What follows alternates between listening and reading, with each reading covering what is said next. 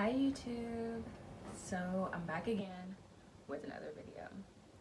And if you could not tell by the title, today we're going to be talking about attachment styles. So if you have not heard what attachment styles are, oh, I forgot to mention, my name is Paige. I be forgetting to mention that. I am Paige. That's it, I guess. But yeah, if you don't know what attachment styles are basically, so attachment styles are developed at a very early stage in life, normally from the ages, or months I should say, from 7 to 11. This form of attachment is developed by how well your caregiver responds to your emotional stress as a child. Our attachment styles are developed at a very early stage in life. This relationship, this style of loving someone, or how you have learned to love someone, is going to affect you like your entire life. We all develop attachment styles because this is how we learn to operate and grow in life. This is how, like, attachment styles is basically a reflection of how we love someone else. Our attachment styles are also, it's like also like how we will raise our children. So let me get into what the 4 different attachment styles are. So the first attachment style would be a secure attachment. This means that your caregiver responded well to you. Your caregiver responded in a way that was, well, let's just say wasn't negative, wasn't annoyed. Okay, so your caregiver responded to you in a way that was healthy, and you were allowed to build a secure attachment. I got my laptop here because she's gonna help us. Ooh, I ain't got no lip gloss.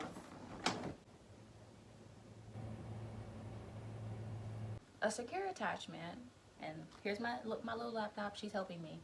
A secure attachment is basically when your emotional needs are met and have been satisfied.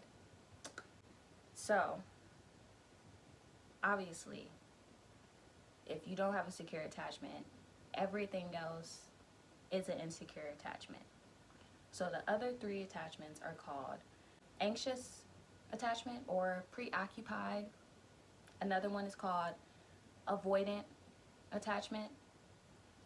And another attachment style is called fearful avoidant. This organized attachment is basically a mixture of the anxious attachment and the avoidant attachment together.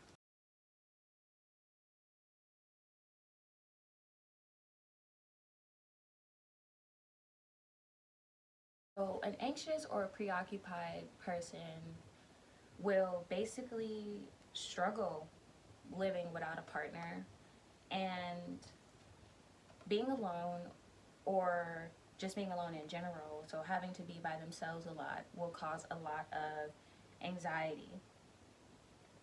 These people will normally have a more of a negative viewpoint of themselves, but will view others in a more positive light. I bring up attachment styles and I want to talk about this type of stuff. I'm really just opening the door to this conversation because I personally don't think that a lot of people know what attachment styles are, and I think this is something that's really important, and people need to understand what their attachment styles are, because this is how you love people. This is how you're going to treat people. And when you're not operating from a secure place, it can cause a lot of issues in your relationships.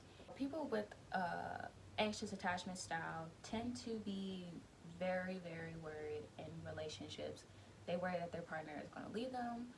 They just worry about being abandoned.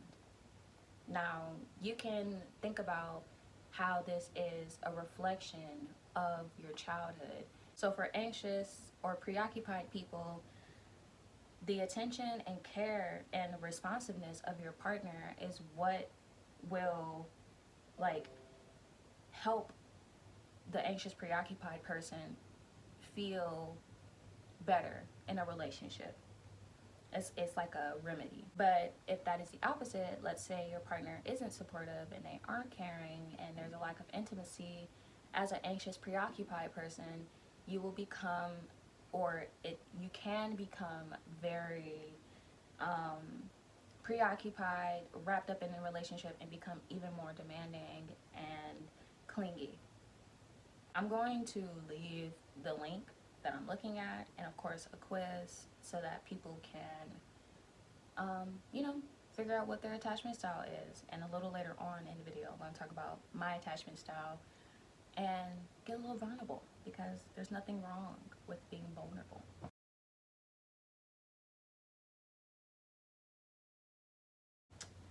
So avoidant or dismissive attachment style, these people tend to be like I'm not going to show my feelings. These people are like, they want love, but like they don't know how to say that, they don't know how to show that.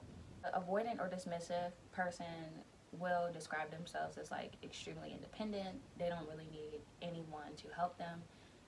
And like, this is what I mean when I say that they want love, but they don't know how to receive it, because they're like very protective of themselves, and so they mask it with independency, being self-sufficient, and dealing with things on their own. The avoidant or dismissive type feels that they do not need relationships to be complete or to feel fulfilled.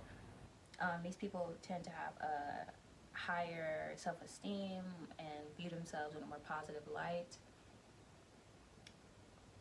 They don't want to depend on others, and they don't want others to depend on them. Adults with this attachment style tend to avoid closeness, and they tend to hide or smush their feelings down, especially when there is a very emotional situation happening, like someone passes away. They will like swallow all of that and push it deep, deep, deep down.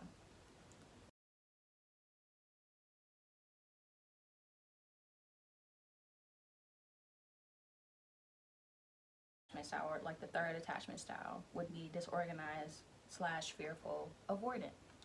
This is an attachment style that I struggle with. So it says here on the attachment project that fearful avoidant people do want intimacy and closeness, but at the same time experience troubles trusting and depending on others. This is very true, and this is why disorganized attachment is a combination of the anxious and the avoidant, because anxious people want intimacy but fear losing the partner. Avoidant people want intimacy but fear getting emotionally close. The disorganized, a fearful avoidant is a mixture of both. It's like I'm trapped in both worlds. And this is just very true. It's like, I do struggle with trusting others, and I do struggle with depending on others, because I have never felt like people were there for me in the way that I needed them to be there for me. I just really felt failed by the people who surrounded me. And that's just the truth. Nothing can change that. For a while, and I still struggle with this, for a while, depending on others it was just like, no, it caused me fear, because it was like, I just never trusted people enough to put my faith into them. Like, children just for whatever reason aren't seen as human beings, and I don't understand that. Children are so magical. They deserve to just be treated with love and to grow up in a place that allows them to be themselves.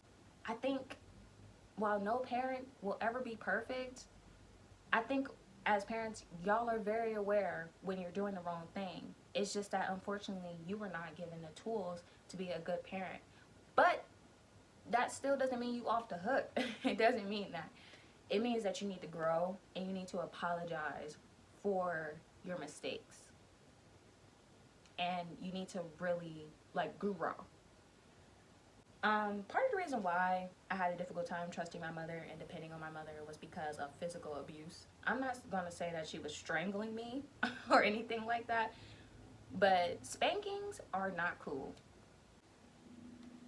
I will never, I will never get jiggy with anybody placing their hands on their child. Like, if it's not in a loving way, it's immediately wrong. And I need people to understand.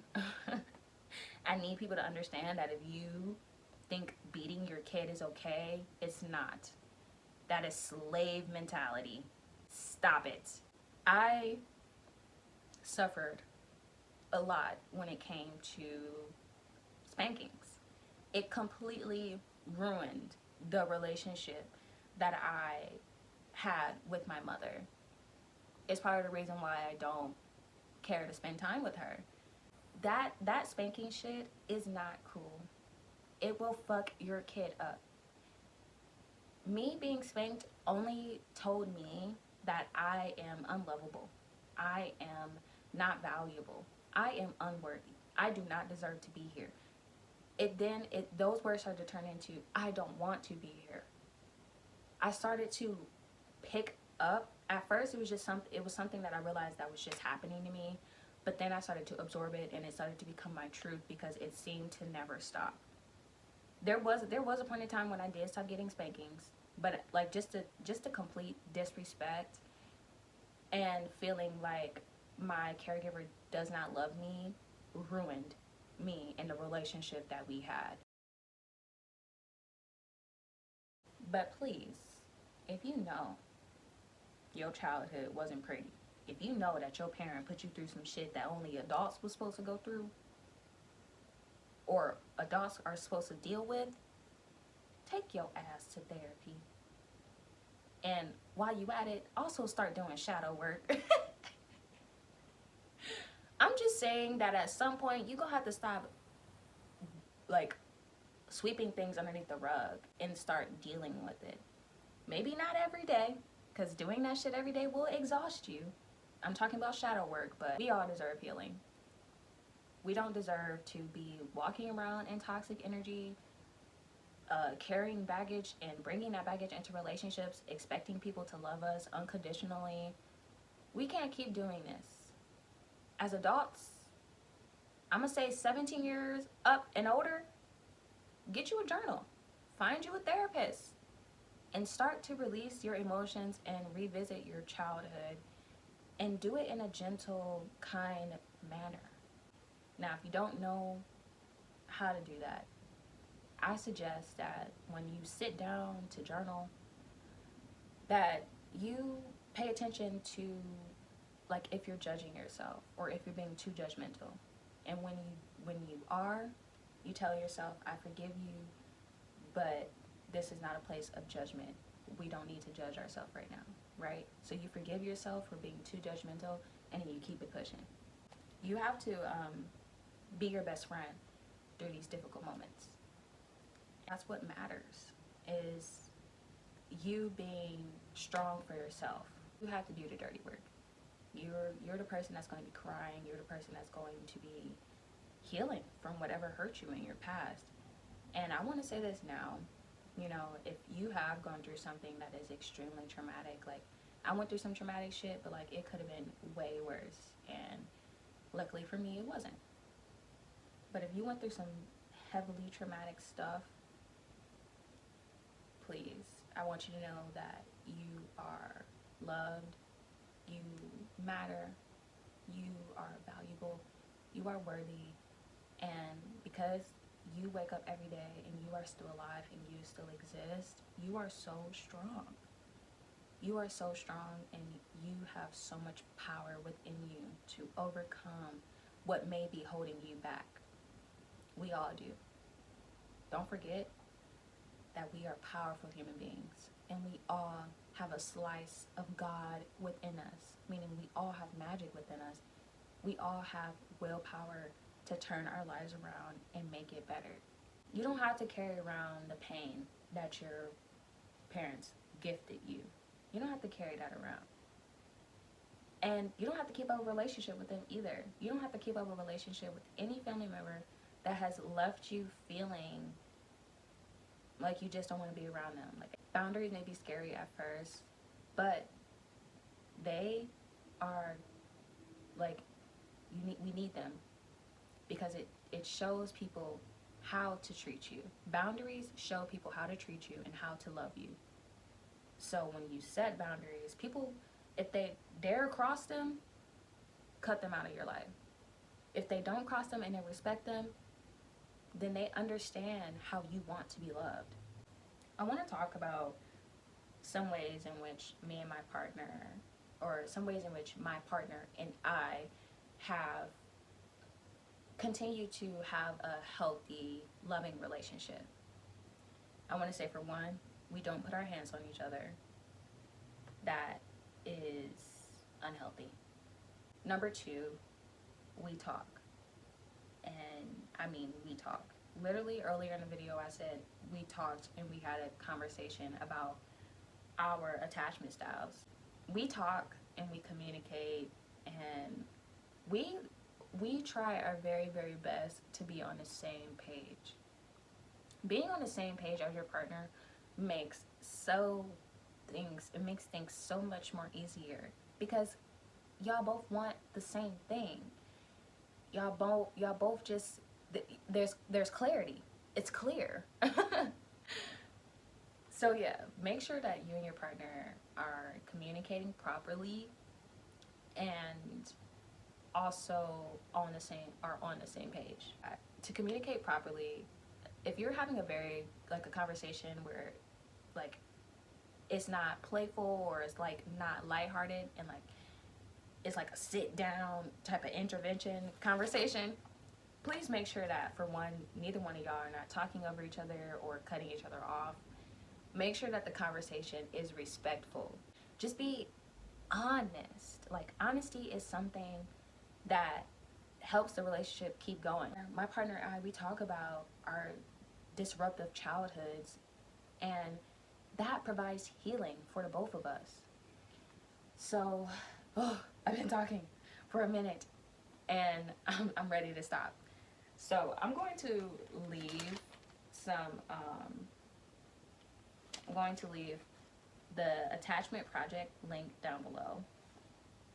You can find the quiz, and you can educate yourself more on what's your attachment baby. You can find my IG in the description box, and other little facts about me, like my zodiac sign and how old I am. That's it. Thanks for watching this week's YouTube video. Next week I'm going to be coming back with another YouTube video. I have all types of ideas, and I just can't wait for this, for my channel to grow. I'm so excited for that, and I hope that you enjoyed the video. I am working on getting a mic. Someone told me that it was quiet. I'm a quiet person. I don't speak loud. So I'm working on getting a mic, and yeah, that's it. Please subscribe. Hit that little red subscribe button. You can turn on my notification. You can turn on your little notifications too, if you like me that much. And what else? You can leave a comment if you have something to say, and you can either like or dislike this video. Other than that, my name is Paige. I'm out this beach.